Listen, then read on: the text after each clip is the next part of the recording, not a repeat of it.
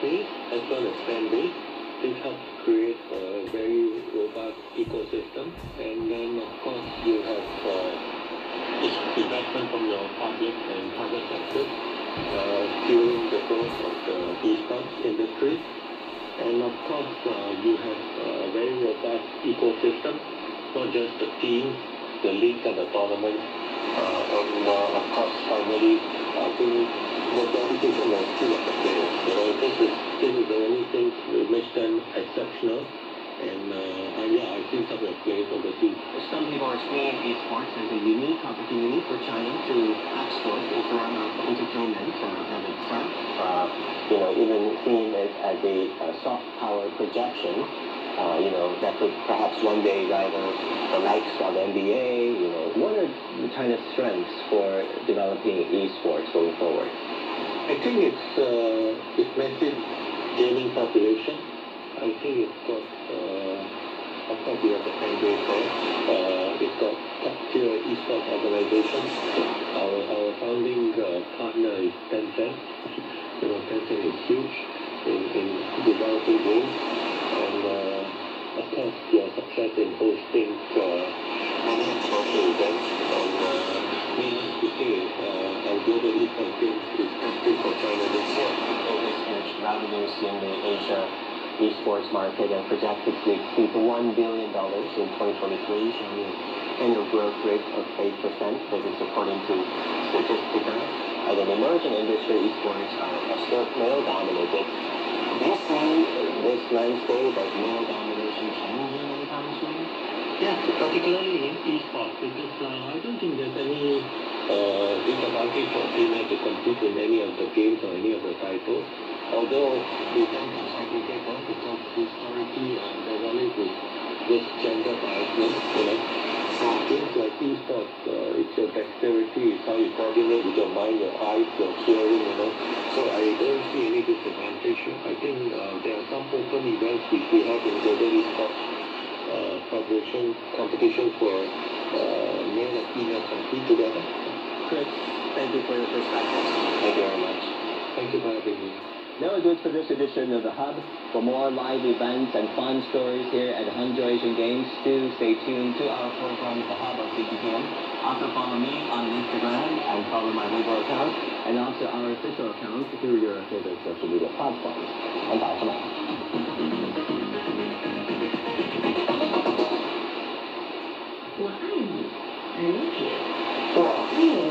That's not be the easiest way to say I love you, but there are so many other romantic expressions. Well, if you're a rookie,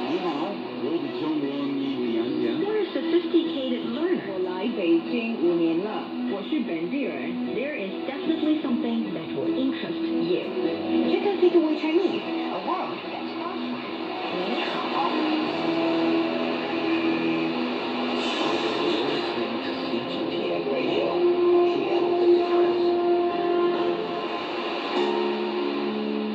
Experience the musical classics of the East.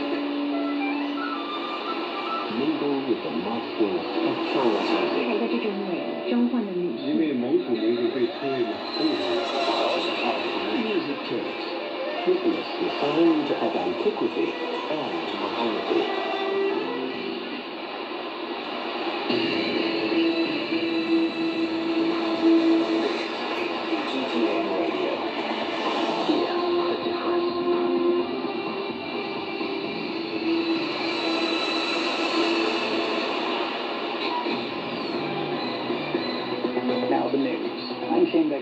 Chinese President Xi Jinping has inspected the city of Jinhua in Zhejiang Province. He visited the village and an international trade market in the Uyghur area to learn about the development of local distinctive industries. We also learned about the efforts of promoting early revitalization and boosting foreign trade and high-quality development. Chinese Vice President Han Zheng says China and the United States should strengthen communication and properly manage differences in line with the principles of mutual respect, peaceful coexistence, and win-win cooperation. And made the remarks in meeting with heads of U.S.-friendly groups and think tanks, as well as people from all walks of life on the sidelines of the UN General Assembly in New York. Participants from the U.S. side commended China's pursuit of green, low-carbon, and sustainable development. They also expressed the hope that the United States and China will maintain contact and personnel exchanges at all levels and promote the steady development of U.S.-China relations. The Russian president expressed the country's readiness to cooperate with China to resist unipolar hegemony and direct confrontation and safeguard international fairness and justice. Vladimir Putin made the remarks when meeting senior Chinese diplomat Wang Yi in St. Petersburg. Putin said that Chinese President Xi Jinping's visit to Russia in March marked a new era in bilateral relations with steady implementation of major agreements since then. He also called for enhancing alignment between the Eurasian Economic Union and the Belt and Road Initiative to promote regional integration. Wang said China is willing to enhance strategic mutual trust, to deepen cooperation, and further consolidate the foundation of friendship between China and Russia. Dasha Chernashova reports. Wang Yi said that China is willing to continue business cooperation with Russia. The Russian president in Washington has expressed hope that by the end of 2023, the trade turnover between the two countries will reach an important benchmark of $200 billion.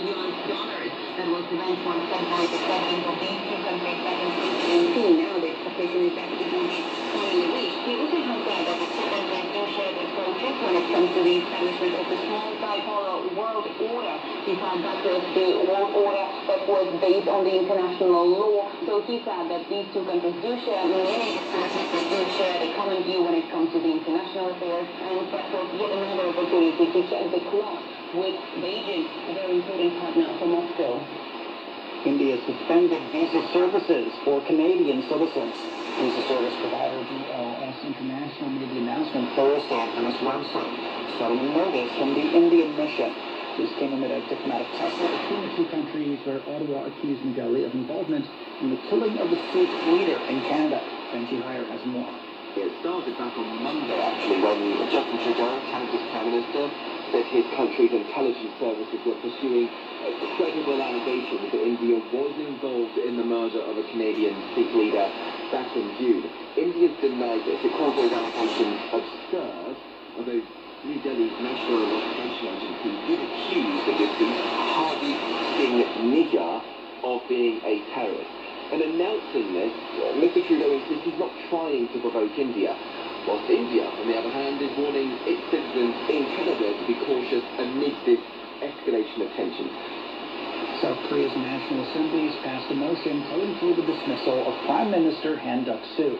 The body, which is controlled by the main opposition DPK party, cited alleged incompetence in his role as chief of the cabinet. The motion passed without large majority and only 4 abstentions. The President Yoon Suk-yeol is widely expected to reject it. It's the first time that a dismissal motion against the Prime Minister has passed through the National Assembly.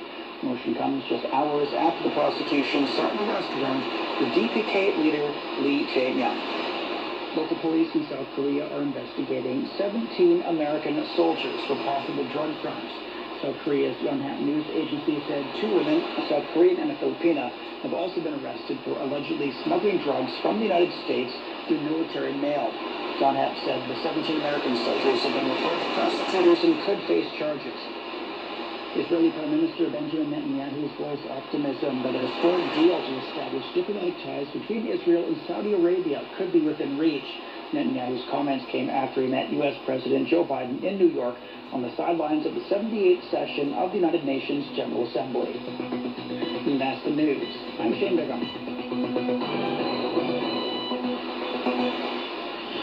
Discussion keeps the world turning.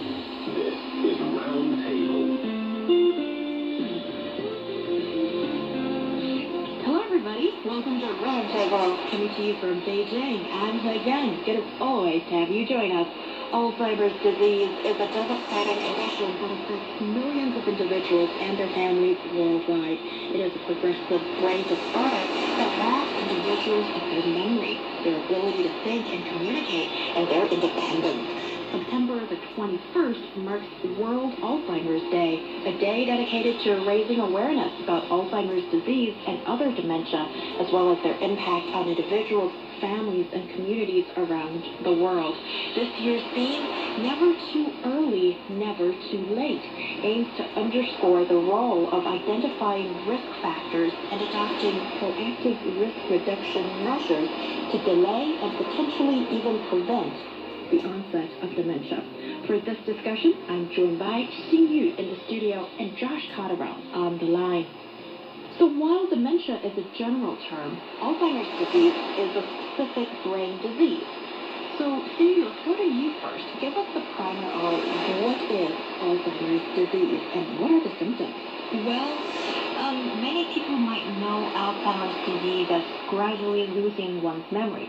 Actually, it's more than that. It's a progressive condition that affects your memory, thinking, and behavior. And progressive meaning the symptoms develop gradually over many years and get more severe. And also, Alzheimer's disease is the most common type of dementia.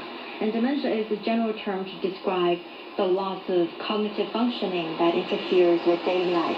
And research says that Alzheimer's disease accounts for 60 to 80% of dementia cases. And Alzheimer's affects everyone differently. And the common symptoms include loss of memory, like we said. It's a key symptom, and it's also among the first signs of age. And also people might have difficulty in finding the right words or understanding what people are saying. So they have difficulty conversing with others. And also other symptoms include like having difficulty in performing previously routine tasks such as cooking, cleaning, or washing. And also they might go through the personality and mood changes. For those who have Alzheimer's disease, they're more likely to get confused, suspicious, upset, angry, or easily agitated. Yes, and Josh, what do you know about dementia as well as Alzheimer's? As this is more and more something that, well, unfortunately, people are experiencing. People are talking about this a lot more in the open. Well, what I know about Alzheimer's is that it's a really complex disease, for sure, and I guess that's why there's so much research that goes into it and why we talk about it so much, and obviously because it's so common, that's the most common form of dementia, which was mentioned, but it's an incredibly complex and challenging disease. I think that some of the main reasons that it's so challenging is because of course, the complexity of the brain, something that we barely understand already. It's one of, if not the most complex organ, and I think that Alzheimer's, it involves so many different biological processes, right?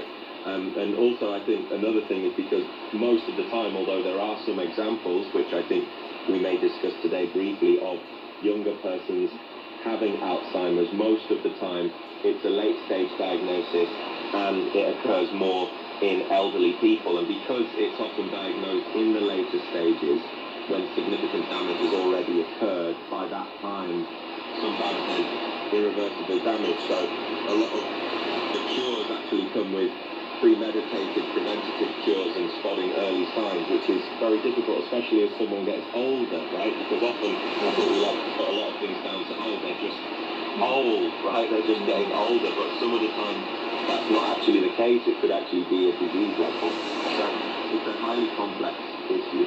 It is indeed. And also, let me just reiterate this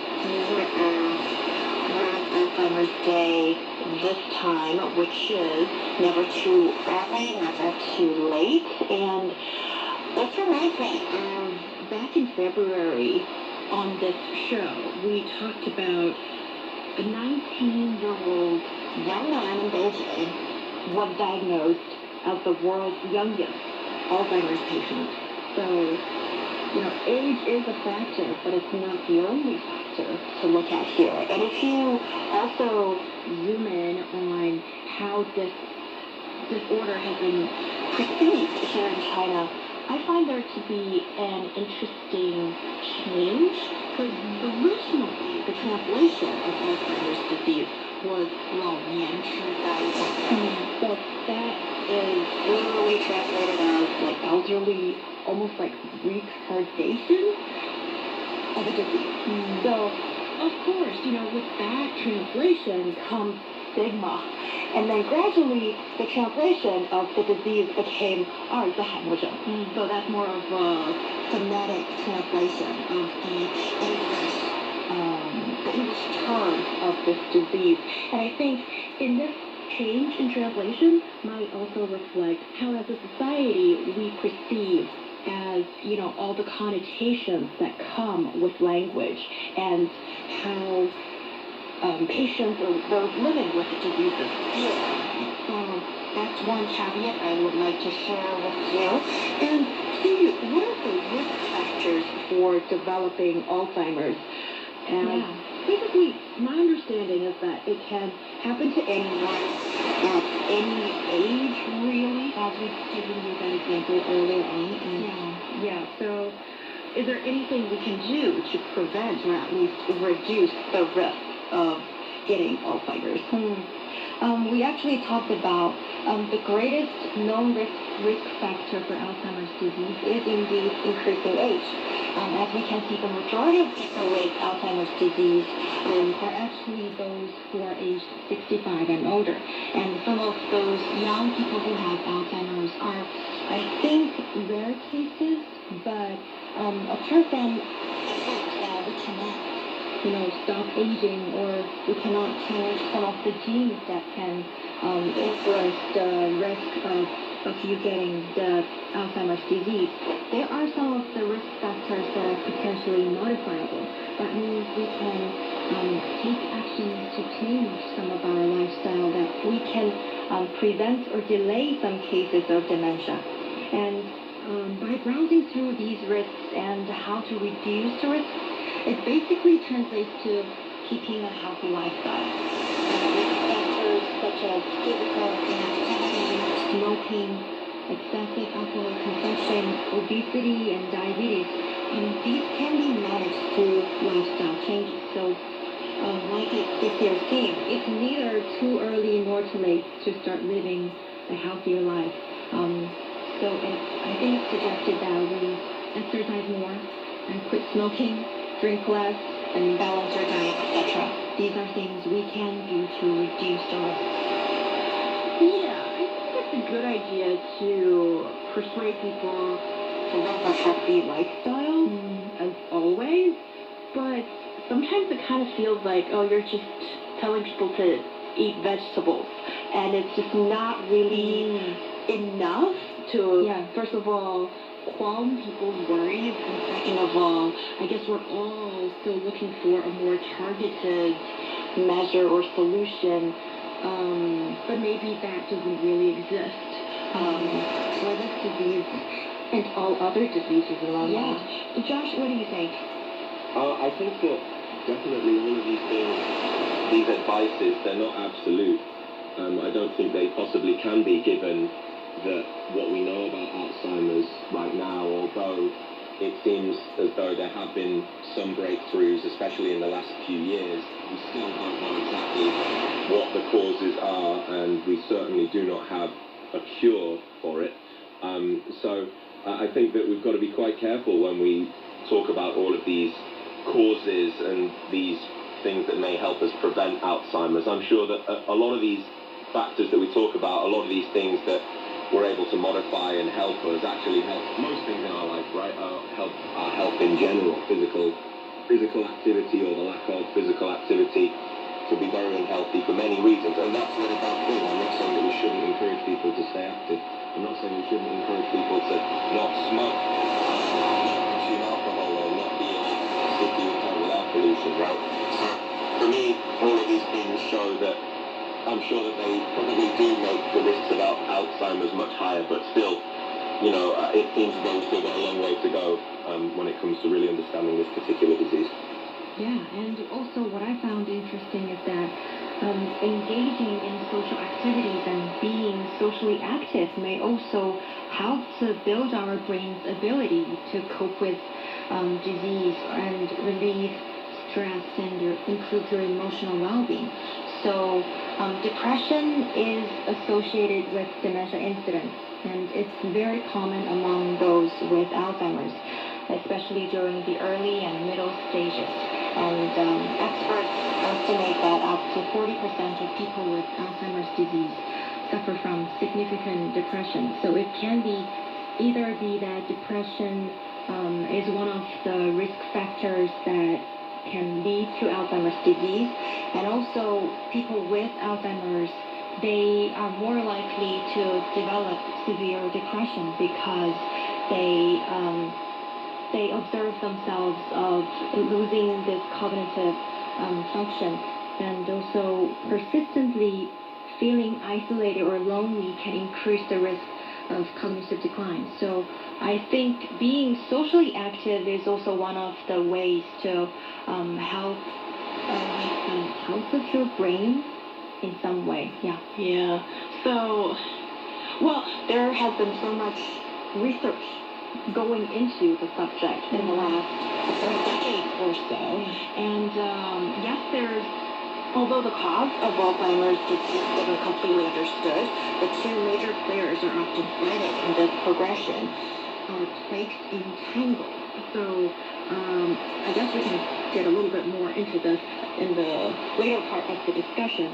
So Alzheimer's disease causes the cells in the brain to get sick and eventually die, which leads to symptoms like memory loss, as you guys have said.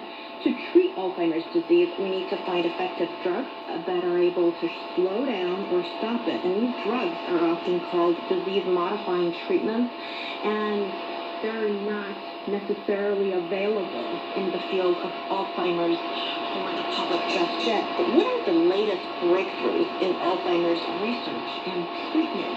Josh, take it away.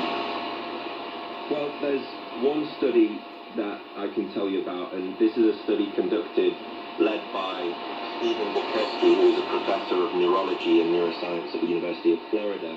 He spent his entire career basically studying Alzheimer's disease and dementia, both in a laboratory and in the clinic, and he's recently published an article at The Conversation, which is a publication saying that in Alzheimer's disease, genetic mutations in any of 3 specific genes can cause the disease, and other risk genes either increase or decrease the risk of developing Alzheimer's. So, to clarify that a little bit more, what he said is that determining how genes affect brain chemistry is vital to understanding how Alzheimer's disease progresses and devising interventions to prevent or delay cognitive decline. That's very wordy, I think, but it does actually show basically what it means is that Stephen Dukoski is finding really the way and how Alzheimer's actually occurs. This is quite a breakthrough really, because it's been a bit of a mystery for a very long time.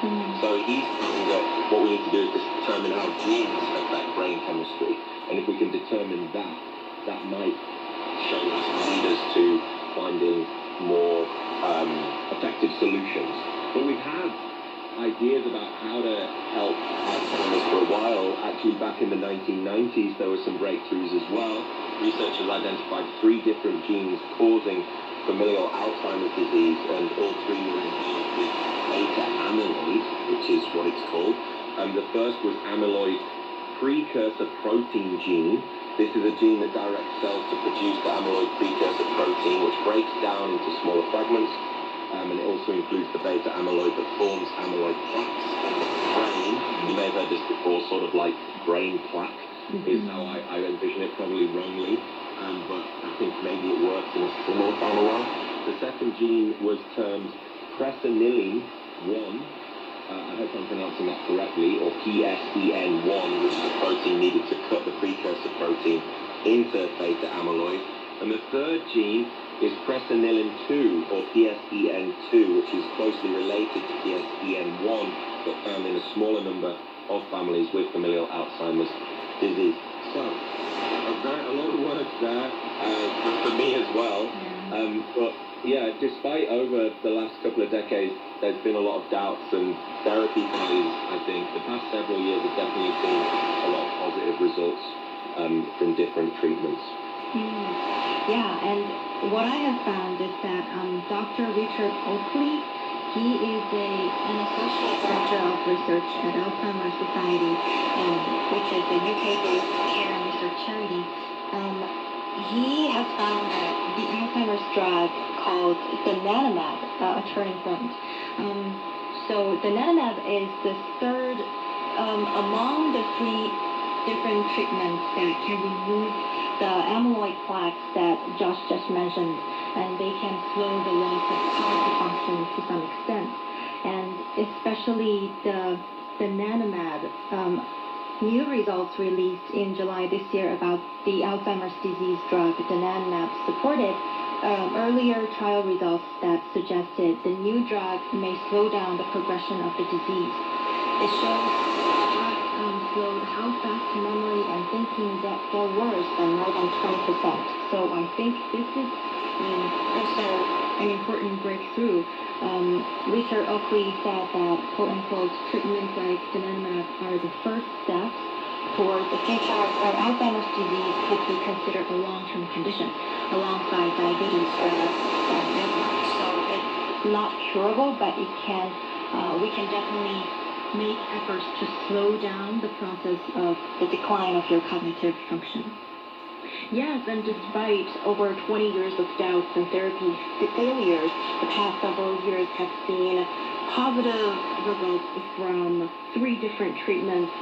One mentioned by donanemab, and there's also 2 others. Yeah, so aside from donanemab that I mentioned, actually the past years have also seen positive results from other 2 treatments, including aducanumab and lecanemab.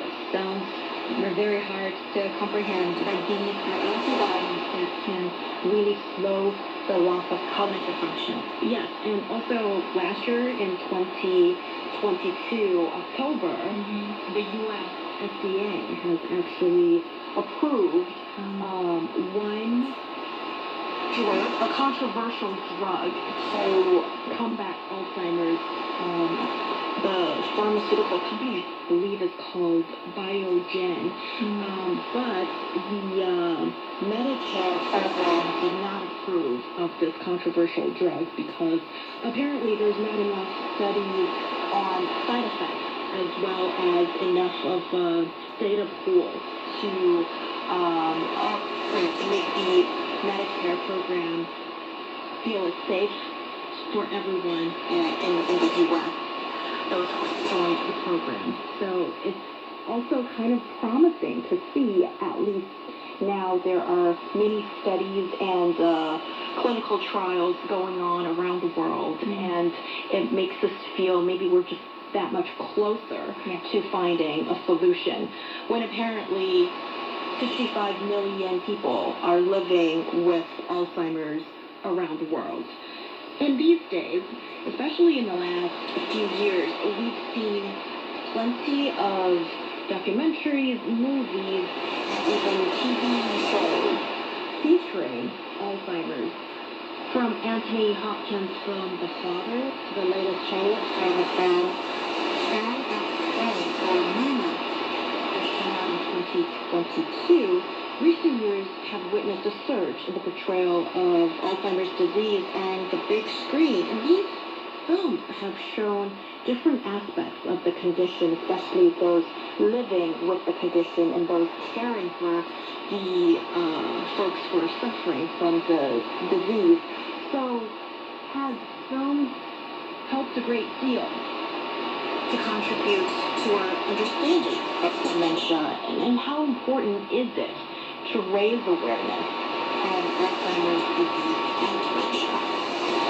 Well, for those who are not living with people with Alzheimer's disease, or they don't have close contact with those people with Alzheimer's, chances are they get to know about the condition through the representations of media. And over the past 2 decades, we have seen quite a few attempts to depict Alzheimer's disease on screen. Movies like Iris, released in 2001, the biopic on novelist Iris Murdoch's Alzheimer's diagnosis.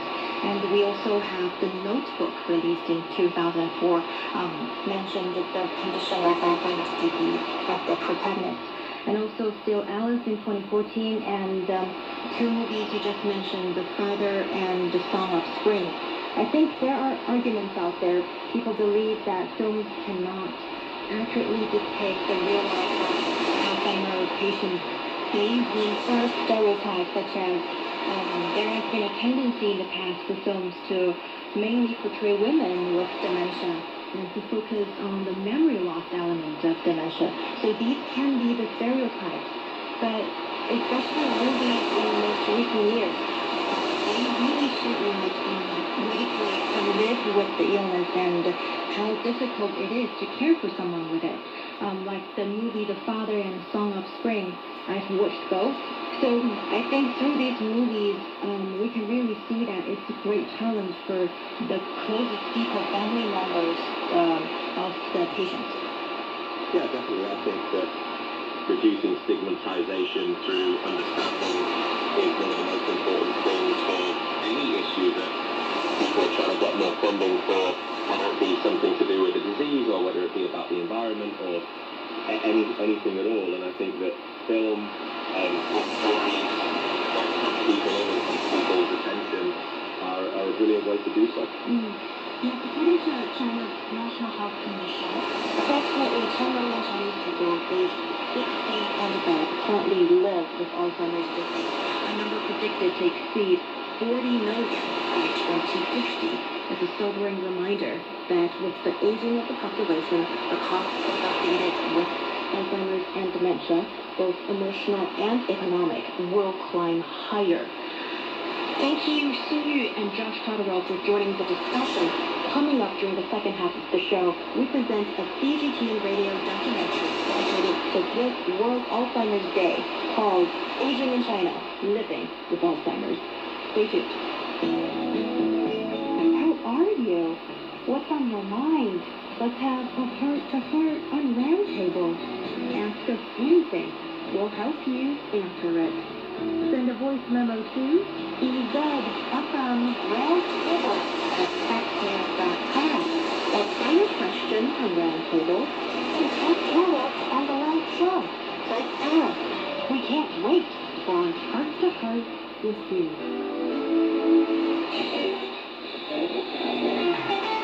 Hello, everybody. Welcome to Roundtable. Coming to you live from Beijing.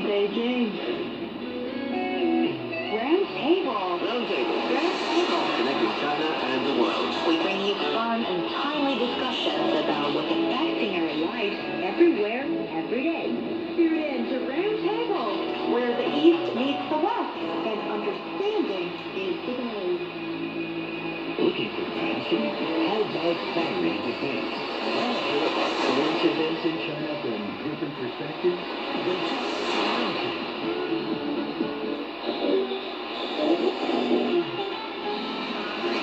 Welcome to Roundtable. Coming to you live from Beijing. Roundtable. Connecting China and the world. We bring you fun and timely discussions about what's affecting our lives everywhere, every day. tune in to Roundtable, Where the East meets the West, and understanding is the goal. discussion keeps the world turning. This is Roundtable. You're listening to Roundtable. With myself, the young.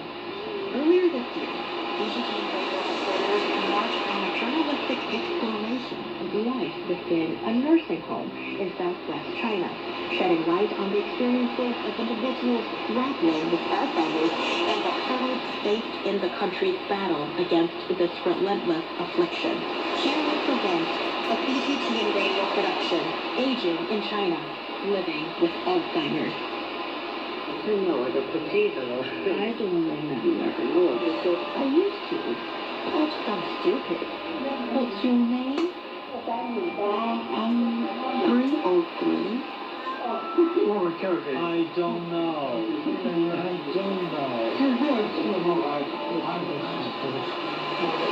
How many kids do I have? Let me think. My kids. I may not have kids.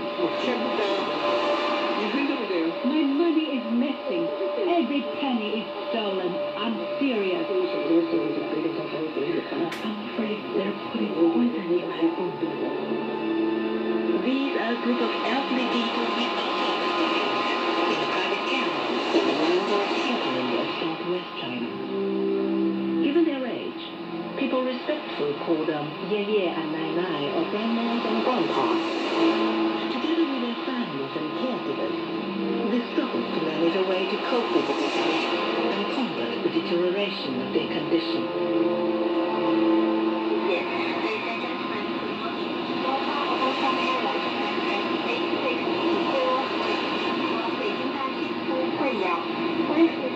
Within a 4-hour flight from Beijing, Guiyang is the provincial capital of Guizhou. It's a city not often seen in China's news headlines. In the eyes of local people, it's a less developed third-tier city compared to metropolises like Beijing and Shanghai. Yet against the background of a rapidly aging society, the task that Guiyang is facing with an ever-increasing graying population is just as challenging, if not greater. An estimated 800,000 people aged above 60 live here, including many diagnosed with Alzheimer's. Located in the leafy south of the city, Fushan Care Home is one of few institutions in Guiyang to specialize in supporting elderly Alzheimer's patients. More than 30 seniors with the disease live on its third floor with the support of caregivers. Huang Zihai is the founder of the care home. The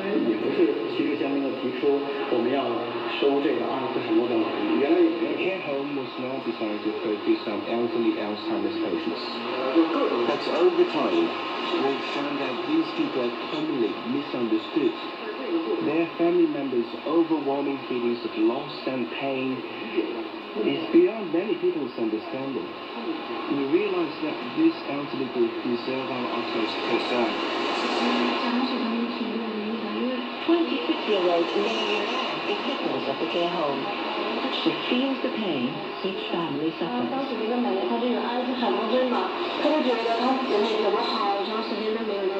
One grandma once shouted at her daughter for not coming to visit her enough. The fact was that she had brought her chicken soup only the day before.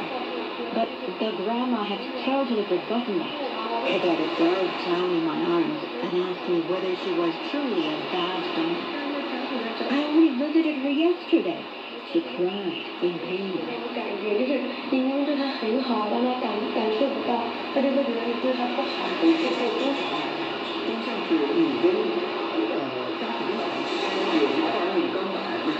It's a great wall. All the love you give them is bounced back. Family and friends can take care of Alzheimer's patients in early stages. But as the disease advances, they get increasingly frustrated and emotionally painful. 更应该被关注的一部分。其实我们分为这个新增症呢，轻度就是记忆。 Alzheimer's is a slowly progressive brain disease and the most common cause of dementia. In its early stages, symptoms are not can be overlooked for years before mental decline worsens. 就比如 Huang Zihai says there's no effective cure for the disease. 正常的回忆，你原来照顾他，你觉得还可以，但他在退化，不断的 It erodes the memory steadily, causing confusion about time and places, delusion, and prompting many other devastating behaviors. Eventually, the patient won't even recognize their loved ones.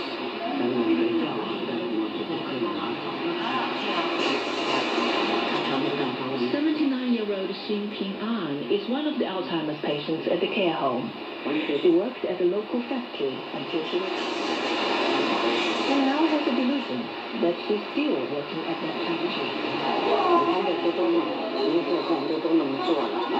This is our factory. Look at these people. They're just sitting there doing nothing. From here, I can go outside. My son works over there. Huang Peikang, Xin's son, says their mother's personality has changed a lot. My mom was a very tidy and organized woman when she was young. But since she got the disease, she has refused to bathe. She's a totally different person. 您的人已经基本到了2个承诺的中重度这个水平了。 Grandma Xin is already in the moderate to late stages of Alzheimer's. You can see she's disoriented, and confused about places. But bringing the elderly like Xing Ping An to care facilities is not an easy thing. Family members are torn emotionally because they know their loved ones may never come back home with their safety. 我是觉得老人说，我前两天找我老婆的，I feel guilty to dump my mom here. My mother-in-law asked me to bring her back, so does my husband. The neighbors also. I'm not willing to part with the mom, but my sisters insist on sending her here. If I can afford a stay-at-home caregiver to look after mom, why do I still send her to a nursing home? Others may think that I leave mom here because it saves me the trouble. It hurts when you think about it. 在我们这个地方里面的，绝对不是轻度的，家属认为没有必要。None of the elderly here is in the early stage Alzheimer's patients. The family don't think there's the need to bring them here during that stage. The elderly people themselves also are not willing to live in a care home. 这一刻你就知道，他已经是在晚年的最后的一个阶段了。 But once they move here, it means we've entered the final phase of their 矛 lives. 盾的事情，孩子，你特别有成就感，看这篇文章做题的话，真的是有期待的。 Many people think they're just like children. But if you teach a child, you expect progress. In these elderly people, you see progression in the opposite direction, day by day.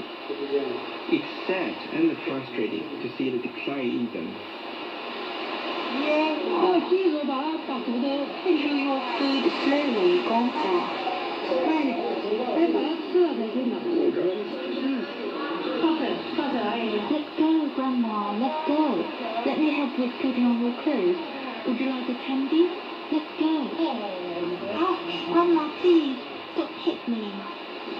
Assisting the elderly to perform basic tasks every day is overwhelming. Li Jingxiu is one of the caregivers. Helping elderly get up and putting them to bed are the most challenging tasks. But also the biggest thrilling of the day.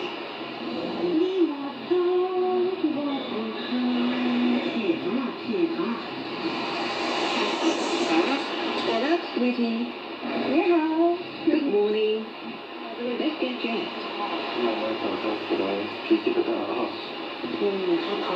No, normally she wouldn't get angry in the morning. Grandma Tang would. Sometimes she would hit us when we try to help her to get up. From assisting the elderly to get up and dress, toileting and eating and bathe, there are endless tasks to juggle.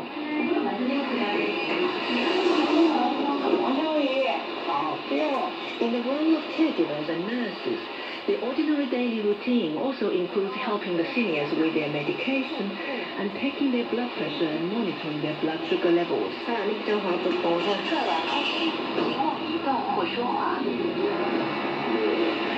培训过我们，比如说给卧床老人翻身啊，喂饭啊，电话怎么They have all had training, like how to help them turn over in bed, feed them, diapers.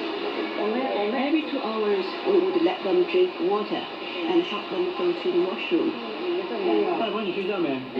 有一点菜。想睡觉的时候，咱们就到床上去睡觉，好不好？老人叫徐仁东，然后我们 This lady is Xu Yandong. She likes us to call her Waipo. She's a typical Alzheimer's patient. Her memory of newly announced information lasts for about 30 seconds.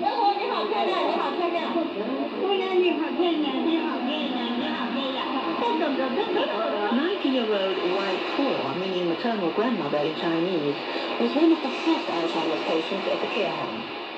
Wu Dajun is her son. 每晚就是4天，因为他的活动是不规律的，白天睡，晚上打。She used to get up at 2 or 3 o'clock in the morning and would knock around and shout at us to get up and go to work. Ren Ying, the youngest worker at the care home, cannot help but laugh when she tells the anecdote about Waipo. what typically mistakes others' roles for hers. But she went to the veranda and slept in her grandpa's bed. She sits by his bed watching her sleep. At last, he decided that he couldn't wait anymore and came to an exercise. Like poor son says all her life, she has cared a lot for others. She kindly gives comfort to Grandpa Wu when she wanders in the corridor and finds him in a state of distress. 刚到自己闭自己就不要怀疑我。我是我的好男人嘛。有我才要挂。Did you cry in the night? Don't cry. Be brave. Cheer up and join us to play. Take it easy. Let's play together. Okay? 应该愉快。我越看看眼睛 Pierre wrote down Grandpa Wu's face. Whitehall is the sweetheart of the third floor. Everybody loves her. She's also a singer and amazingly remembers the lyrics of many old songs. When she's in good mood, she leaves the elderly to join her in singing. 我让你回家，听我来唱一首，唱一首。Those on the steps were our social to help the elderly out of sessions along the way. Close attention too is what forms the hierarchies of foundation to help slow down their mental decline. 对症治疗它首先是从哪里中？所有来的老人，你要让他感受到。 Even for late-stage Alzheimer's patients, a friendly environment will soothe them and help build trust. They may not remember specific things, but they know they can be off guard in such an environment. Huang talks to Wang Zhengbi, an 81-year-old lady in the final stage of Alzheimer's. She only speaks in a mumble. 语言的表达语都是在对话。 She has trouble speaking now. We need to talk more often. 你说一个。 Follow me. I'm fine. 我能找到自己的。I can find my room. 我能找到。I 找到自己的。我能找到 find 自己 My room. 我能找到。I can find my room. 没有办法，在对话的过程里面，你要对抗。 This is unavoidable. The only thing you can do to counter this with the Chinese is to train them to speak repeatedly, over and over again. They need a lot of patience. Then we may have a chance of delaying the progression. 那么这一部分是有很多专门的。 We have a specialized team to provide brain training courses to help them.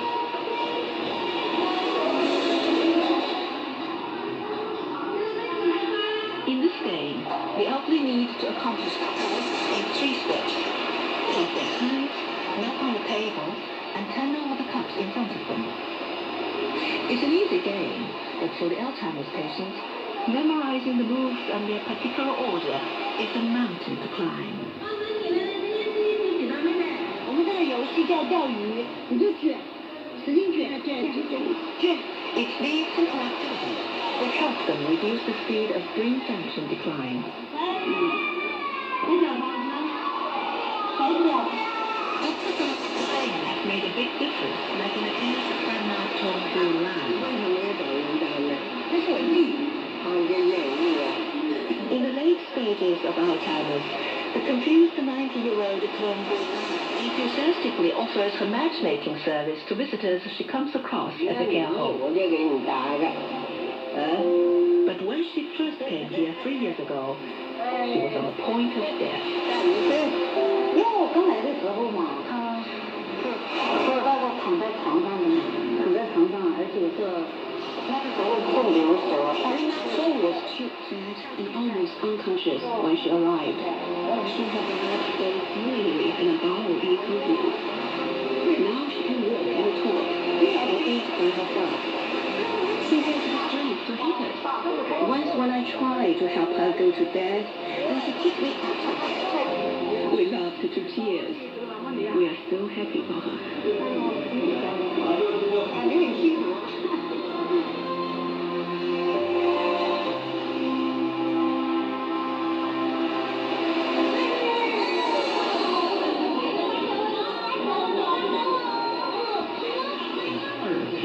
配合呀，是更有可能让这个口腔能够止住这个用途的刹车片起到作用，止住退化。We want to hit the brake through training and exercise to slow down Alzheimer's progression. 其实他会有些担心。According to the last national census in 2021, the number of people aged 65 and older had exceeded 190 million in China, accounting for 13.5% of the total population. 而且这个数据啊，随着全球的老龄化，预计到2025。Sun Yuan, an expert with Alzheimer's disease China, says approximately 10 million people in the country are affected by the disease, making up a quarter of the world's total Alzheimer's patients. That number is expected to reach 40 million by 2050.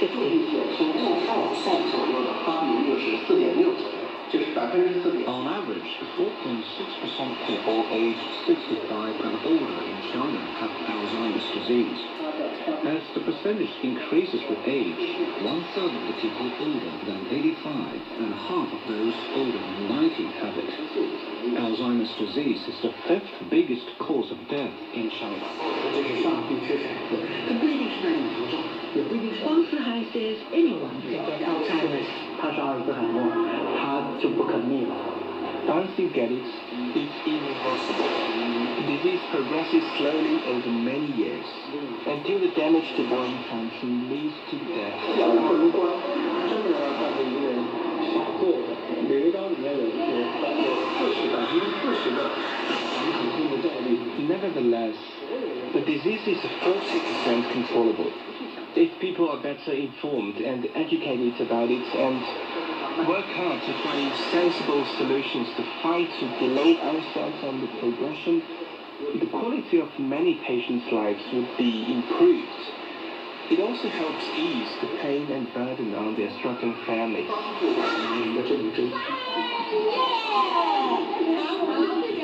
However, the number of elderly patients who are sent to nursing facilities in China is very limited. Only an estimated 2% of them are taken care of by professional caring institutions.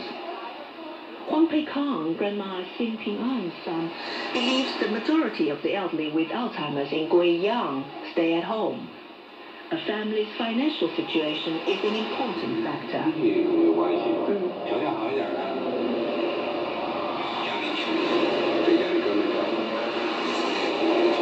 Better off families hire 24-hour caregivers. Our own financial situation is around the average, so we send mom to the care home.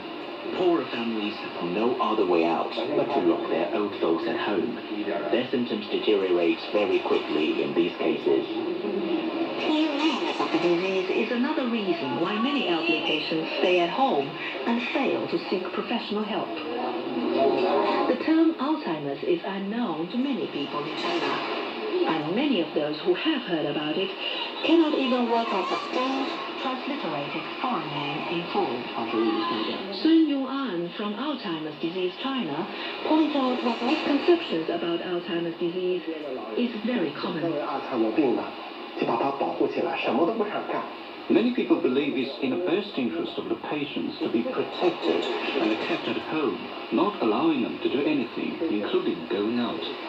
In fact, this brings great harm to their health. Zhang Yangfen from Guizhou Alzheimer's Disease Association adds that even many hospital staff's knowledge about the disease is very limited. 病就是年龄大了、老了就应该是这样扶住了。There's like other patients that is the normal sign of aging and there's no cure for it. They don't actually know that something can be done to prevent it from progressing too fast. Sun Yuan says China has put forward an action plan to help people be better prepared for the disease. 2019到2030年的方案，它的目标就是把65岁以上的人群的老年。 The target is to reduce the risk of Alzheimer's among people over 65 years old by 2030 and increase both levels of awareness and screening. It's a comparatively easier task in the cities, but an uphill battle in remote rural areas. For many Chinese people, there's still another reason behind their reluctance to send their loved ones to professional care providers. They hold strongly to the traditional mentality that it's the duty of the children to look after their aging parents. In most cases, the elderly Alzheimer's patients are sent to nursing facilities only when the family starts to lose control of the situation. We don't know much about nursing homes in the countryside. Everyone believes that sending an aged parent to a care home is unloving and irresponsible, and something to be ashamed of. I hope I enjoy good health as long as possible and die quickly when it's my time. I'll try my best to avoid going into a nursing institution.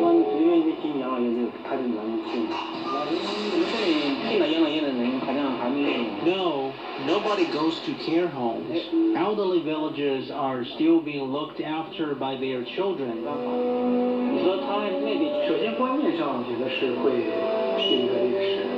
我觉得经济越发达的地方，他接受程度。I think improvement in people's mindset is in direct proportion to the region's economic progress.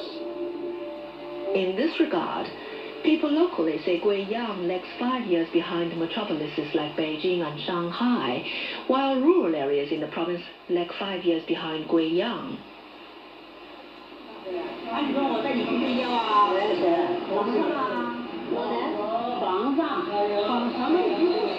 The day ends for the elderly as twilight approaches, but it's far from over for the caregivers.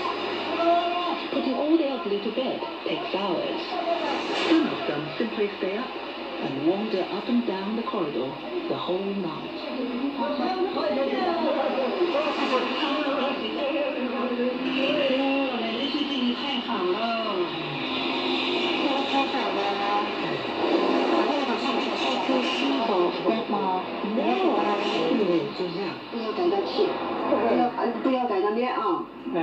Grandma, Don't cover your mouth with the comforter, Grandpa, or you will have trouble breathing.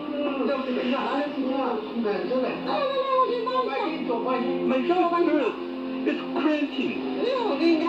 Let me give you a massage. Is it better?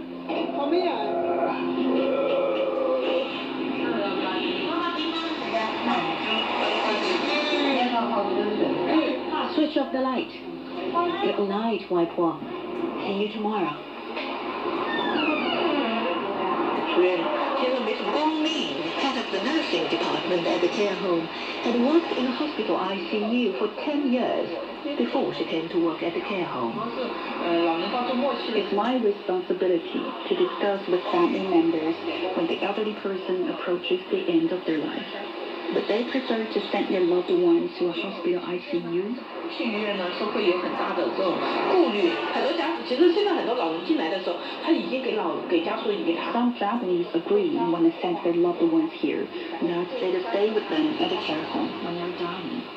In many cases, the elderly brave their last while sleeping. 那么其实他也过世的很平。那么对于老人这一块，我们就是他走的时候，我们让他体体面面的、干干净净的。We help them depart this life intact and with dignity. The families always express their gratitude for what we do. Li Yulin recalls the night when she looked after a grandpa till his last breath.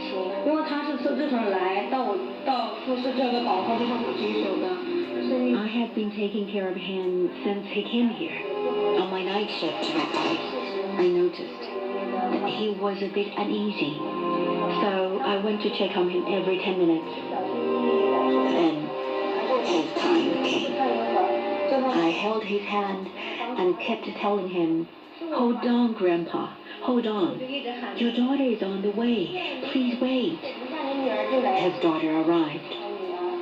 Grandpa took a last look at her and passed away. He was still holding my hand. I burst into tears. I cried so hard that night. I got puffy eyes the next morning. When my colleagues asked me what happened, I said, "My grandpa just passed away." I attended grandpa's funeral and kowtowed to him to bid farewell. Huang Sihai says people in the countryside do not have the kind of medical services they have in the cities.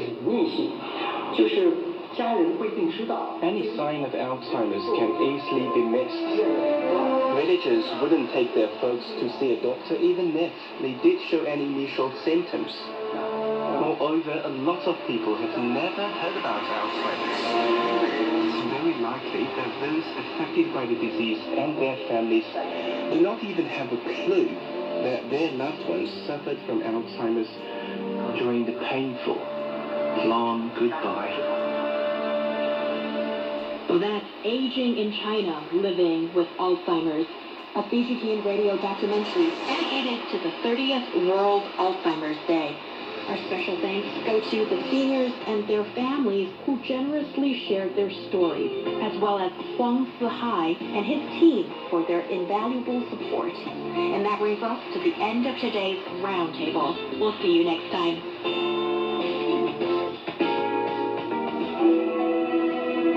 Once upon a time, in a land not so very far away,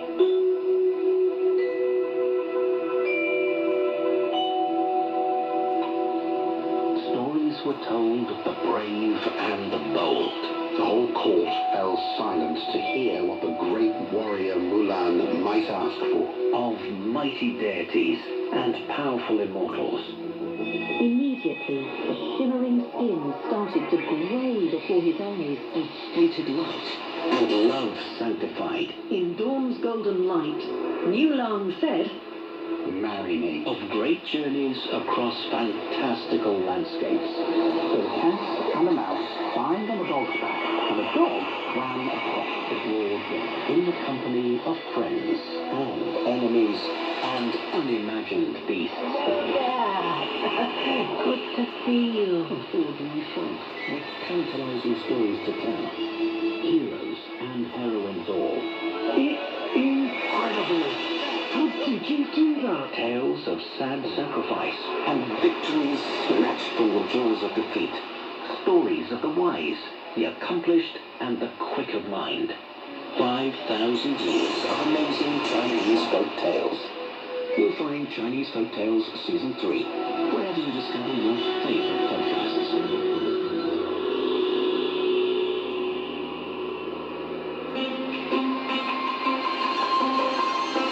My Stories of Chinese Characters, Season 2. I'm Uncle Han Si. This season, we will travel to different destinations and experience the different sceneries throughout the year. This season, we will taste delicious foods. Delicious, how sure? Feel the delicacy of Chinese silk. Some people say that this is the world's first computer, because each one of these is an instruction, and enjoy the local architectures. Yes, it's a big house. Zhangzhou's Gongpo. We will feel a sense of camaraderie on this slow train. And feel the excitement of the snowfield. I'm Uncle Han Si. This season, we will take you to see a different China from the perspective of Chinese characters. Meet us on Apple Podcasts, Spotify, iHeartRadio, and other major podcast platforms, or on our website, radio.cgtn.com.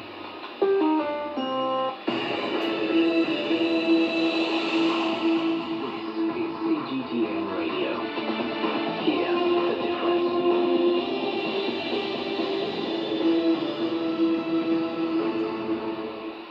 examining the events that impact and shape China and the rest of the world. This is the Beijing Hour, 1 hour of news and information brought to you every weekday. Now here's